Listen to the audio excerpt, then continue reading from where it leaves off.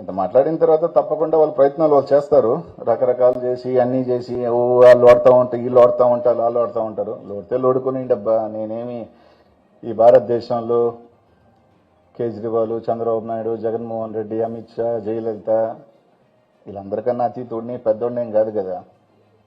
అర్థమేంటది? కాబట్టి నాకేమి ఇబ్బందిలే. నేను చేసేది రైట్ ఆర్ రాంగా.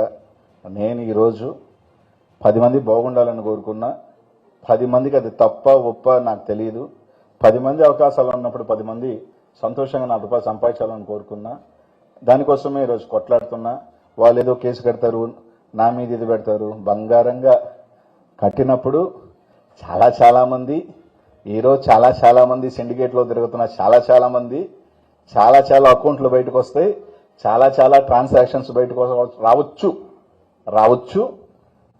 అందరూ అతిథులు కాదు. కారణం రెండే. ఒక 1 year నుంచి నా పర్సనల్ రీజన్స్, నేను నర్సరావుపేటకి వెళ్తాం, ఇక్కడ నేను ఓడిపోయిన తర్వాత నాకు కొంచెం ఇదైంది. నా జిల్లా నదులు వెళ్ళిపోయిన తర్వాత కొంచెం నేను టైం తీసుకోవడం జరిగింది. కొంచెం ఫ్యామిలీకి కొంచెం టైం కేటాయించాలనుకున్నా.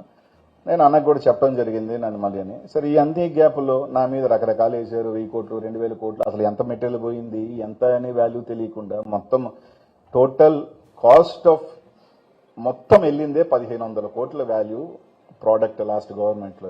ఆ మొత్తం అనిల్కే చిజోబిలోనే ఇచ్చేసారన్నారు. రకరకాలు రాసుకున్నా, నాకేమి ఇదేం కాదు. కానీ ఈరోజు రావటానికి కారణం రెండే.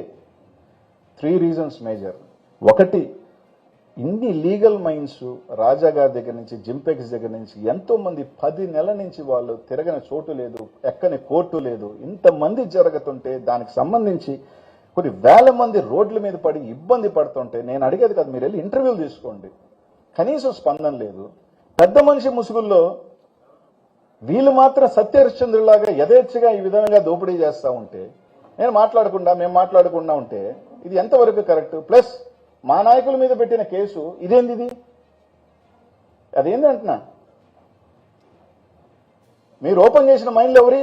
ఫైన్లు ఉన్న మైన్లు ఓపెన్ చేశారు, ఫైన్ లేని మైన్ల మీద ఓపెన్ చేయాల. అది బలిగంత కదా. కోట్ల రూపాయలు ఫైన్లు కలెక్ట్ చేయకుండా వాళ్ళ మైన్లు ఓపెన్ చేశారు, ఫైన్ లేని మైన్లు మాత్రం ఈ రోజుకి ఓపెన్ చేయాల. పెద్ద మనిషి ముసుగులో మీరు చేస్తుంది ఏంది చాలా తెలియాలి కదా. అందుకే రావటం జరిగింది. What ever consequences I face నాకు తెలుసు. నా మీద చాలా గట్టిగా వస్తారని కూడా తెలుసు. రెడీ. ఒక పిచ్కి వచ్చాను అంటే రెడీ. నా మీద 1000 కోట్లు ఉన్నారు, దాని మీద కూడా ఈ రోజు కాదు 1 weekలోనే వస్తా. అంటే నాకు 1000 కోట్లు, 2000 కోట్లు, 3000 కోట్లు ఆడ కోట్లు కొన్నాడు, చెన్నైలో కోట్లు, దాని మీద కూడా 1 weekలో వస్తా. దాని మీద కూడా మొత్తం నాకెంత ఉంది, నా చిట్టి ఏంది, నాది ఏంది, నా చిట్టీలు కొంతమంది చెప్తుంటారు, నీ చిట్టీలు బయటపడతావు, నీ ఆస్తులు ఏడున్నాయి, నీ ఆస్తులు ఇక్కడ ఉన్నాయి, నీ ఆస్తులు అక్కడ ఉన్నాయని. మొత్తం నా ఆస్తుల వివరంతో 1 weekలో, అంటే ఈ రోజు దాన్ని పెడితే బాగోదు కాబట్టి నెక్స్ట్ వీక్ ఇస్తా. అధికారంలో వాళ్ళు ఉన్నారు, మొత్తం అది కూడా చెప్తా వివరణగా, ఏం ఇబ్బందిలే. అనిల్ అనేవాడు భయపడ్డబ్బా ఎందుకంటే నేను ఒక్కటి చెప్తా, ఇక్కడున్న వాళ్ళందరికీ తెలుసు, మీ గుండెల మీదకి క్రికెట్ బెట్టింగ్ అనేది నేను చేశానా లేదా అనేది. కానీ ఆ నిందని ఇంకా భరిస్తున్నా నేను. అది చచ్చేదాకా నాకు పోదది. ఎవరి పాపాన్ని నేను భరిస్తున్నానో మీ అందరికి కూడా తెలుసు. కింద కామెంట్లు ఎట్లా అంత నీచమైన కామెంట్లు పెడుతున్నా కూడా రైట్, ఓకే. నేను ఎక్కడ ఈ రోజు కూడా నేను మాట్లాడలా.